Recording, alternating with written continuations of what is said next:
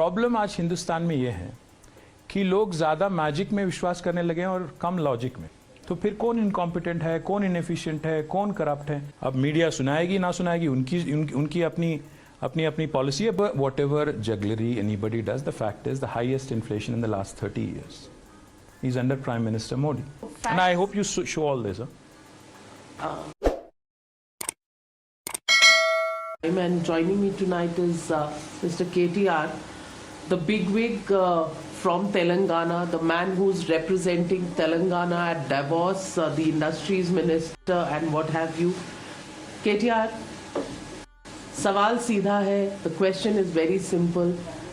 There is a lot of presence of India, Indians and states who are making a new pitch at Davos. What is the state story which is beyond the India story that you want to bring to Davos? This is my 5th time in Davos, and I'm super happy that we have been able to establish Telangana as a name to reckon with in the sense of being a gateway into India. Real investment or conversations as of now? Well, हम लोग vibrant वाले summit नहीं करते हैं जहाँ MOU sign होती है और कुछ आगे जाके कुछ नहीं होता है. हम लोग रियल वर्ल्ड डील करते हैं और जो बिजनेस हम लाते हैं उसको the investments into Telangana in the last 8.5 years have been $47 billion, out of which 80% have been grounded. What I say about Hyderabad when I meet people from outside of India is, or even Indians, is Hyderabad is where north of India meets the south of India.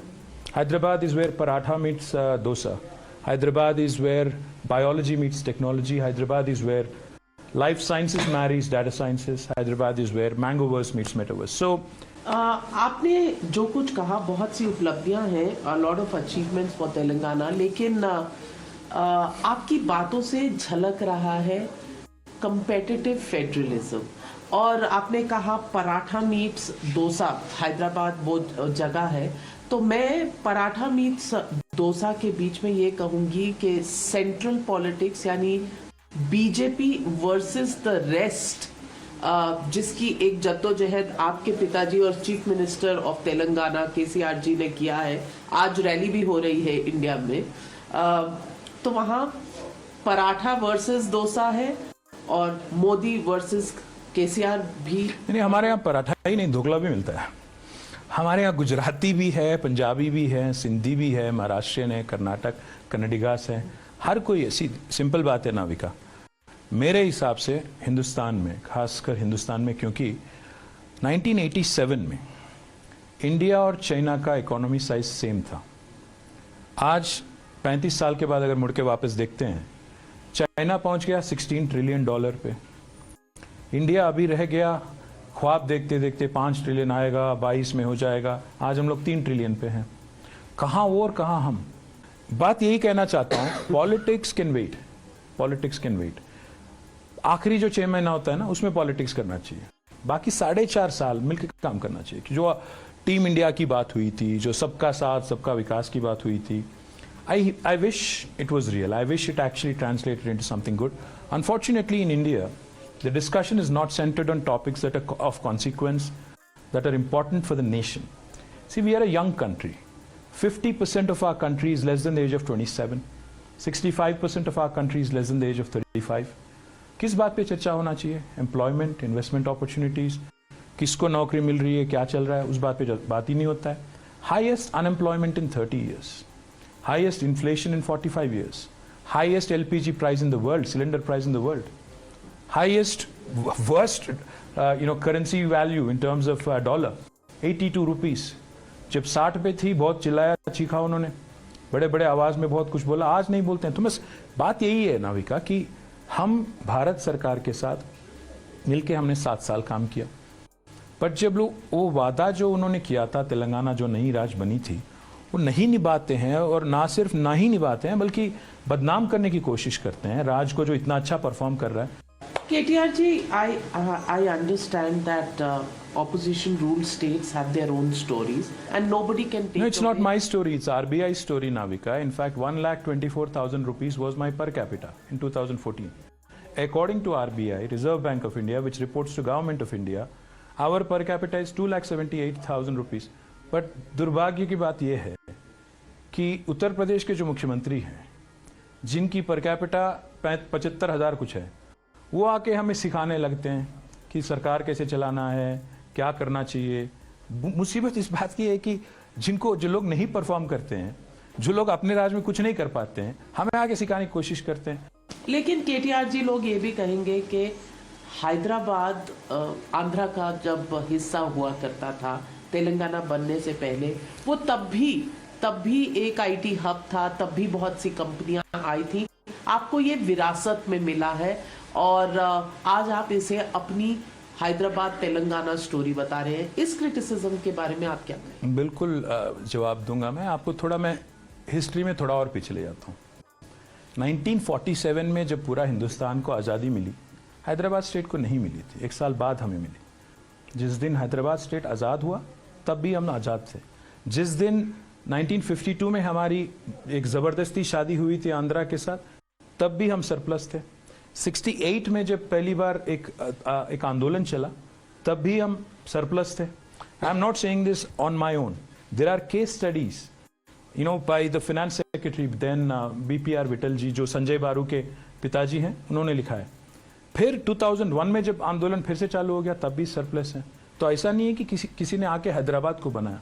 तो Hyderabad is always been a very rich state. In fact the then ruler of Hyderabad, Nizam, was featured on Time magazine's cover as the richest man in the world. Hyderabad had its own airport. Hyderabad had its own currency in the princely state. Hyderabad had its own first railway line.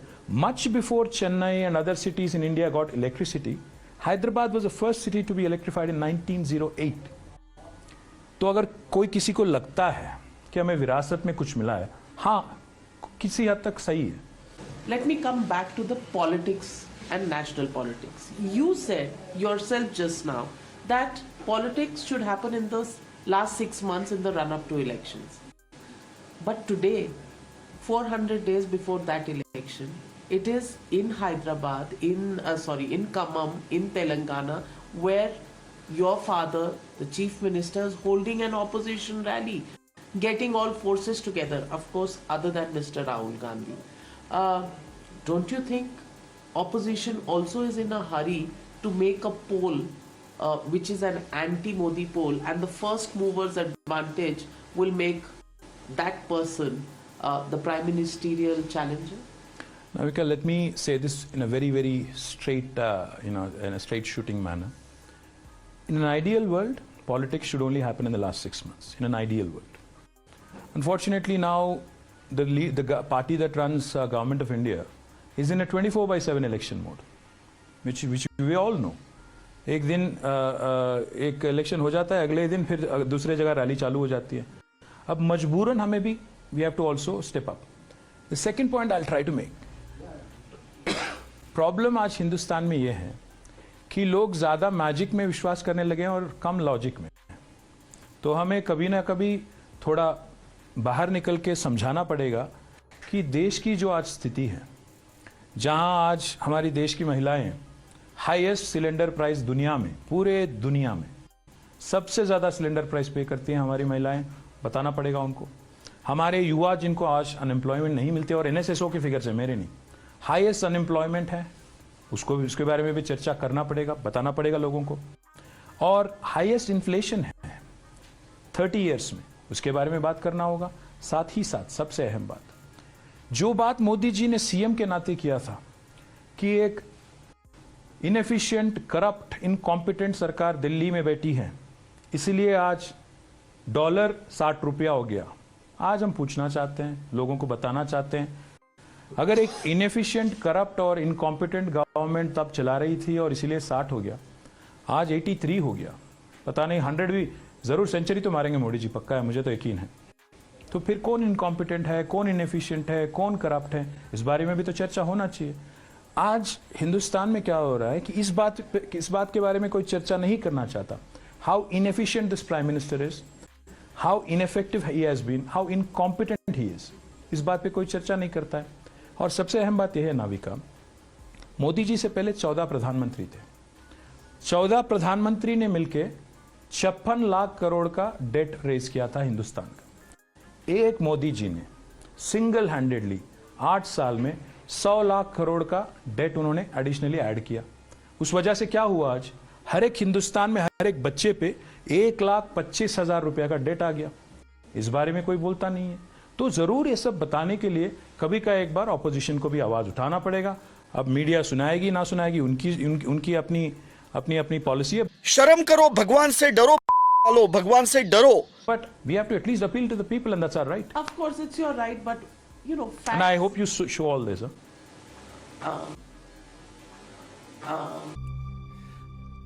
अब्बा नहीं मानेंगे। No editing happening here. But the fact is, when you talk about unemployment, yes, there is unemployment and it is an issue for the country. But look at the opposition ruled states. Unemployment. I'm not here to speak on behalf of the opposition. I'm only here to speak on behalf of Telangana, where we have performed and outperformed then when the rest of the you're country. talking about cylinder prices, there is an Ujjwala Yojana which takes care of gas cylinders. I'm sorry to burst your bubble, but the point is, the Ujjwala Yojana has been a disaster. It helped Modi ji win one election. Today, the same ladies who have taken the cylinder from Modi ji, in fact, you can go back and look in YouTube. The same lady who got a cylinder in Uttar Pradesh from Modi ji is now अपना cooking तो कर रही हो, अपना क्या बोलते हैं उसको, लकड़ी के जरिए they're doing it that way. So the point is, inflation. Madam, UPA government saw double-digit inflation today. The WPI is at about 5.7 odd. Whatever jugglery anybody does, the fact is the highest inflation in the last 30 years is under Prime Minister Modi. Highest unemployment in the last 4. क्योंकि election यहाँ पे होता है, आप कहीं और चल रहे हो। ये लोग पूरा देख रहे हैं, जनता पूरी देख रही है। केसीआर जी नीतीश कुमार को भी मिले थे। हर किसी को मिलते हैं, क्यों नहीं मिलेंगे। अब वो नीतीश कुमार शामिल नहीं है। नीतीश कुमार के लोग कह रहे हैं कि वो भी प्रधानमंत्री बनने के लिए योग्य है। नाविका जी, कोई प्रधानमंत्री बने या ना बने उससे कोई फर्क नहीं पड़ता, क्योंकि पोजीशन बदलने से, कोई आदमी का पद बदलने से देश नहीं बदलेगा। 2014 से पहले बहुत सारे कहानियां सुने गए थे कि देश बदल जाएगा, मैजिक हो जाएगा, गुजरात की जो विकास मॉडल है अमृतकाल यहाँ पे भी आ जाएगा। कहा अच्छे दिन आएंगे। किसके अच्छे दिन आए? 20 लाख करोड़ की पैकेज थी कोरोना के बाद में, कहाँ गया 20 लाख करोड़ पैकेज?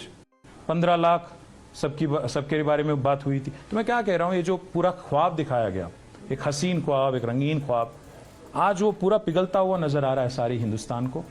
सो जो भी ये हिंदुस्तान, जो भी हिंदू मुस्लिम एजेंडा के पीछे, पोलराइजेशन के पीछे छुप के वार करना चाहते हैं, उनको मैं बता दूं कि we will set the narrative, we will help the people understand that the issues that need to be focused on are real issues which are holding India back. ठीक है, छोड़िए, अगर कांग्रेस ने कुछ किया नहीं, पर ये भी तो 8-9 साल से हैं, क्या किए हैं? एक अचीवमेंट दिखा दीजिए, 100 लाख करोड़ डेट रेस करके एक ऐसी प्रोजेक्ट मुझे दिखा दीजिए, एक गवर्नमेंट ने जो किया, जो दुनिया के सामने हमें बहुत खूबसूरत दिखाया। बताइए मुझे अपने घर जाना है।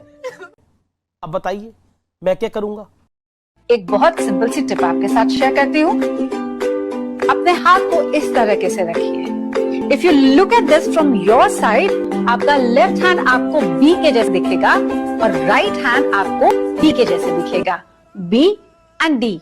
बी फॉर थोड़ी मदद रखिए। वे मैं थो तेरा मन पर